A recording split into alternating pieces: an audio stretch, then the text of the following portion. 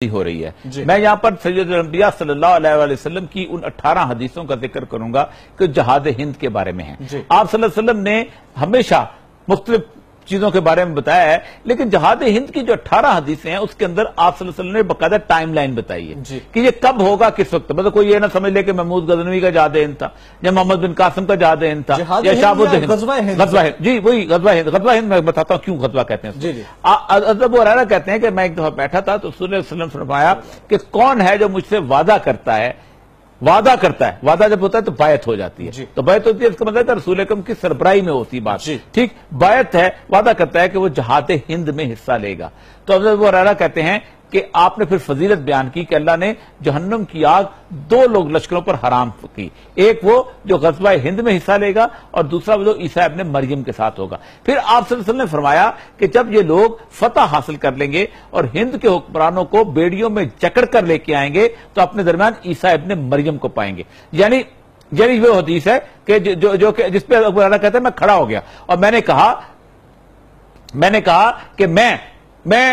انشاءاللہ اگر زندہ رہا میں وعدہ کرتا ہوں کہ میں جہاد ہند میں حصہ لوں گا، اگر میں مارا گیا تو میں افضل الشہداء میں ہوں گا، اور اگر میں زندہ بچا تو جہنم کی آگ میرے اوپر حرام ہو چکی ہوگی۔ یہ وہ فضیلت ہے۔ آپ صلی اللہ علیہ وسلم نے فرمایا تھا کہ میں ہند نہیں ہوں لیکن ہند مجھ میں ہے، میں عرب ہوں لیکن عرب مجھ میں نہیں۔ یہ کتنی بڑی حدیث ہے، اور یہ آپ جانے قرطبی کے اندر اس حدیث کا باقاعدہ اس کا تذکرہ ملتا ہے۔ پھر جو خوشبو، مجھے ہند سے خوشبو آتی ہے، اس کی یہ اور بہت ساری حدیث ہے۔ پھر ایک اور بڑی کمال حدیث ہے جو آپ نے اس علاقے کے لیے فارن پالیسی کے اوپر ڈٹرمن کی۔ آپ نے فرمایا خراب السند بالہند و خراب الہند بالسند، کہ سندھ کی جو خرابی ہے، سندھ میں جو تباہی آئے گی، اب سندھ میں بلوچستان بھی شامل تھا اس وقت، سندھ میں دیول بھی شامل تھا،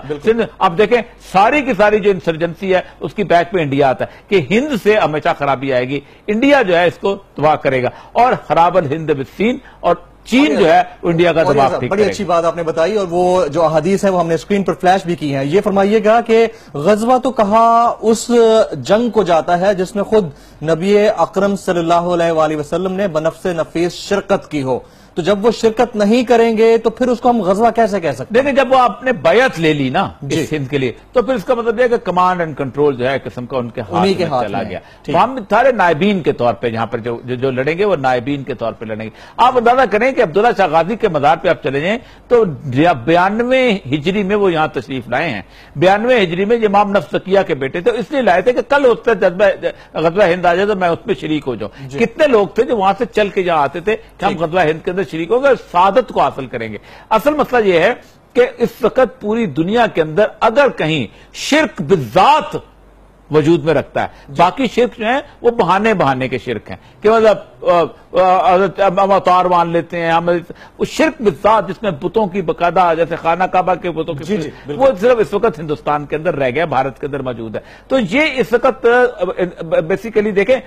پاکستان تیار ہو نہ ہو، بنگلہ دیش تیار ہو نہ ہو، ہمیں ہندوستان نے خود تیار کرنا ہے کہ ہم لڑ پڑیں۔ میں یہی کہہ رہا ہوں، کیا بھارت کا جو رویہ اور اس کے اقدامات ہیں کیا وہ غزوہ ہند کی دعوت دے رہے ہیں؟ جی اصل مسئلہ یہی ہے کہ دیکھیں کشمیر اس وقت جو صورتحال ہے، یہ کشمیر آج سے 60 سال پہلے، 70 سال پہلے، 80 سال پہلے بھی نہیں تھا، آج سے 10 سال پہلے بھی نہیں تھا۔ کشمیر بالکل مکمل طور پر علیحدہ ایک صورتحال بن چکی ہوئی ہے۔ اس کے ساتھ ساتھ ہندو جو ہیں وہ اپنے ہندوتوا کے حساب سے مکمل طور پہ اس پلان میں آ چکے ہیں، اور آپ اندازہ کریں کہ وہ الیکشن لڑ کے جیتتے ہیں اور اس نعرے پہ جیتتے ہیں کہ ہم ہندوستان کو ہندوتوا بنائیں گے۔ اس کے پیچھے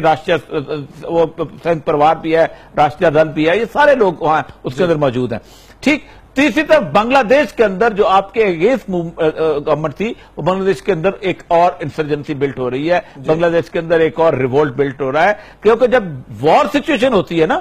تو ہوتا پتہ کیا ہے کہ وار سچویشن کے اندر وہ لوگ جو واقعی سمجھتے ہوں گے غزوہ ہند ہوگا تو وہ آ کے بنگلہ دیش سے بھی لڑ پڑے گے۔ نعمت اللہ شاہ ولی نے اپنے قصیدے میں جو غزوہ ہند کا ذکر کیا ہے وہ معاملہ کیا ہے؟ نعمت اللہ شاہ ولی نے یہ کہا ہے کہ بنیادی طور پر یہ مارکا جو ہے اٹک پہ ہوا کے ہوگا۔ اچھا، وہ کہتے یہ ہیں کہ ایک دفعہ ہندوستان کے جو ہے وہ مارکا ہوگا اور چلتے چلتے وہ دریائے اٹک جو ہے یہ اس پہ ہوگا. 3 دفعہ کہتے ہیں خون سے بہ کے یہاں پر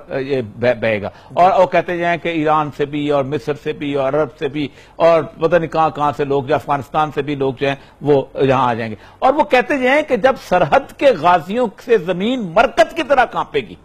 یعنی قبر کی طرح کانپے گی, تو اس وقت جو ہے یہاں پر ہندوستان, پھر وہ کہتے ہیں لاہور فتح ہوگا, تو پھر اس کو کہتے ہیں دلی فتح ہوگا, تو پھر وہ کہتے ہیں بجنور فتح ہوگا, پھر وہ کہتے ہیں کشمیر فتح ہوگا. تاریخ کو اگر دیکھا جائے تو پاکستان کے بھارت کے ساتھ 4 معرکے ہو چکے ہیں, ہم سب اس کو اچھی طرح جانتے ہیں. 1965 اور 71 کا زیادہ بڑا تھا, پھر 99 کارگل کی اگر بات کی جائے تو یہ جو معرکے ہیں کیا یہ بھی غزوہ ہند کے ہی زمرے میں آتے ہیں؟ دیکھیں, مجھے ایک طرف سوال کیا تھا کہ پاکستان جو ہے ایک غریب ملک ہے اور اس غریب ملک کو ایٹم بم بنانے کی کیا ضرورت تھی,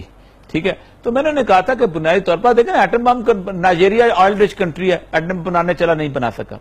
عراق نہیں بنا سکا, سعودی عرب کے پاس پیسے کی کمی ہے نہیں بنا سکے, ایران کے پاس ٹیکنالوجی, مطلب آپ نظر کریں ان کے نیوکلیر سائنٹسٹ اتنے ہیں جس کی حساب ہی نہیں, وہ نہیں بنا سکے, پاکستان میں بن گیا. اصل مسئلہ یہ ہے کہ پاکستان جو ہے غزوہ ہند کا گیرزن ہے, گیرزن میں کچھ اور نہیں ہوتا, گیرزن میں ایفل ٹاور نہیں بنتا ہوتا, ٹھیک ہے, گیرزن میں سکائی سکیپر نہیں بنتے ہوتے, گیرزن میں ایٹم بم بھی بنا کرتا ہے, اور وہ ایٹم بم اللہ تبارک و تعالیٰ نے یہاں پر ایٹمی طاقت اس لیے بنایا ہے کہ کل کو اس خطے نے بنیادی طور پر اس دوسرے خطے کے ساتھ لڑائی کرنی ہے, اور یہ ہم کتنے بھی پیسفل ہو جائیں, ہم کتنے بھی یہاں پر کمپرومائز کر لیں, ہمارے ہاں کتنے بھی کر لیں, ہندوستان نے ہمیں اس پہ مجبور کرنا ہی کرنا ہے, یہ ہماری الٹیمیٹ ریالٹی ہے. آپ دیکھیں نا, آپ 20-25 سال لگاتے ہیں, آپ یہاں سے وہ کیا گٹا جو ہوتا ہے جس کو کیا کہتے ہیں, پھول کیا خاص پھول کا نام ہوتا ہے جی, پیلے رنگ کا جو پھول ہوتا ہے, گینڈے کا پھول, اچھا گینڈے کے ہار لے کے جاتے ہیں واگا کے بارڈر پہ, کبھی ارمیلا مٹوٹکر کو پہناتے ہیں, پتہ نہیں مٹوٹکر نام ہے کیا نام ہے, کبھی اسے اسی طرح کی اور 4-5 کو پہناتے ہیں, کبھی وہ نرملا پانڈے بزرگ خاتون ہوتی تھی وہ آتی تھی دیے جلایا کرتی تھی, ٹھیک ہے, ہم یہ سارا کچھ کرتے ہیں. ایک میچ انڈیا کلکتہ میں ہارتا ہے, آپ کی 25 سال کی ایفرٹ ضائع ہو جاتی ہے, آپ کی وہ کرسیاں بھی جلا دیتے ہیں,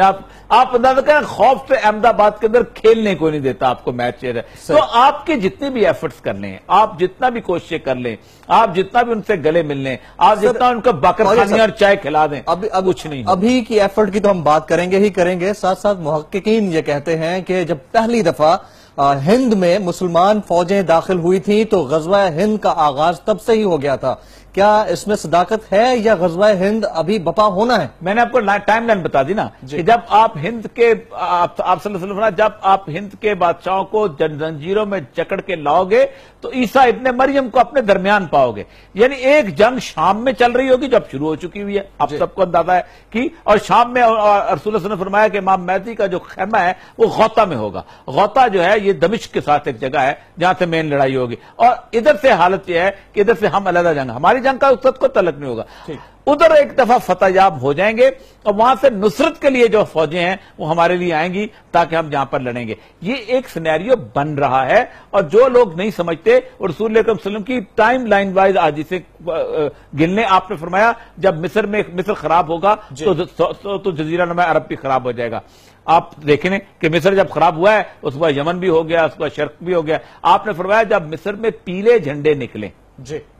پیلے جھنڈے جو تھے وہ 4 کے انسے والا, آپ کو یاد ہوگا مرسی کے زمانے میں نکلے تھے, تو آپ نے اور کچھ نہیں کہا, فرمایا شام میں لوگوں کو زیر زمین پناہ گاہیں بنا لینی چاہیے. آپ اندازہ کریں کہ ظاہر بات ایریل بامبنگ آپ کو اندازہ ہے. پھر آپ نے فرمایا کہ عراق کے بہترین لوگ شام چلے جائیں گے اور شام کے بہترین لوگ جو عراق آ جائیں. اچھا یہ تمام احادیثیں ایسی ہیں کہ جو نعیم بن حباد کی کتاب میں بھی موجود ہیں, اور باقی یہ ساری حدیثیں جو ہے من و ان شیعوں میں بھی موجود ہیں, سنیوں میں بھی موجود ہیں, تو آپ کو زیادہ فرق بھی نہیں ہے دونوں کا, ٹھیک. آپ نے فرمایا کہاں سے لوگ نکلیں گے, خراسان کے اوپر سب لوگ, خراسان کا علاقہ جو ہے وہ افغانستان اور ایران کا مشہد کا علاقہ ہے, وہ بھی اس پہ بلیو کرتے ہیں. آپ نے فرمایا دجال کہاں سے نکلے. یہ اب ہم طے یہ ہوا کہ غزوہ ہند کا جو ٹائم لائن ہے وہ کہتی یہی ہے کہ آنے والے دنوں میں اس معاملے میں مارکا ہو سکتا ہے, اور مارکے کی ابتدا اور اس کا آغاز اور اس کے اقدامات جو ہیں وہ بھارت ہی اٹھائے گا, اور بھارت اٹھاتا ہوا دکھائی دیتا ہے.